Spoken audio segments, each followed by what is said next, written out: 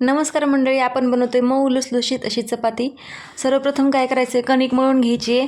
जास्त जाड पण नाही आणि जास्त पातळ पण नाही, मीडियम कणिक मळून घ्यायची. त्यानंतर उंडा करून घ्यायचा.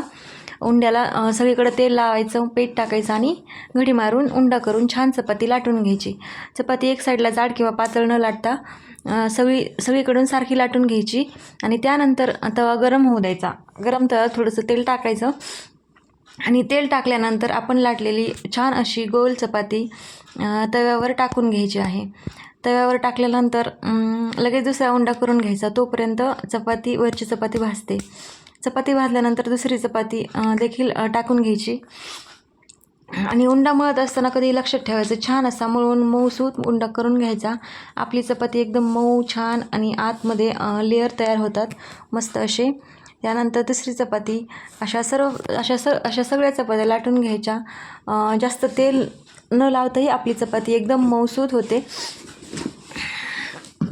आणि अशा प्रकारे मी सगळ्या चपात्या लाटून घेतल्यात. चपाती लाटायला जास्त वेळ लागत नाही, एकदा लाटायला लागली की पटपट होते. आणि मग काय करायचं, सगळ्याच एक एक चपाती लाटून घ्यायची पटपट. आणि सगळ्यात महत्त्वाचं म्हणजे चपाती लाटताना लक्षात ठेवायचं की कणिक मस्त मऊसूत भिजून द्यायची. जास्त वेळ भिजण्याची आवश्यकता नसते, थोडीशी 10 मिनिट. आणि ज्या महिलांना सकाळी डब्यासाठी चपाती बनवायची आहे त्यांनी शक्यतो लक्षात ठेवायचं, गव्हाचं पीठ आणलं की एकसोबत सगळं चाळून ठेवायचं आणि मस्तपैकी डब्यात भरून ठेवायचं. आणि मग सकाळी उठल्या उठल्या आपल्याला चपाती बनवायचा कंटाळा देखील येत नाही. आपलं आयतं पीठ घ्यायचं आणि पटकन मळायचं. काही जणी म्हणतात की गव्हामध्ये फरक असल्यानंतरही चपाती फुगत नाही किंवा मऊसूत होत नाही. तर कोणतेही गहू असो किंवा पीठ चांगलं दळून आणलं की त्यामध्ये व्यवस्थित मळून घ्यायची कणिक. आणि थोडा वेळ भिजलं की कोणत्याही गव्हाच्या चपात्या छान येतात. तसे तर आमचे गहू हे शेतातले आहेत, त्यामुळे चपात्या एकदम मस्त येतात आणि मऊसूत आणि खायला देखील एकदम टेस्टी लागतात.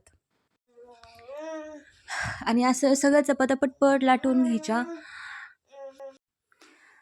आता ज्या नवीन आहेत त्यांना चपाती पटपट लाटायला जमत नाही, मात्र ज्या जुन्या आहेत त्यांना चपाती एकदम पटपट भरभर लाटायला जमते आणि चपात्या बनवायचा कंटाळा देखील येत नाही. तर आपण कोणतंही काम फ्रेश मूडने केलं तर त्याचा कंटाळा अजिबात येत नाही. मी सगळ्या चपात्या लाटून घेतल्यात आणि तुम्ही पाहू शकता चपाती किती मऊसूत झालेली आहे. तिची किती जरी चुरगळून घडी मारली तरी एकदम मऊ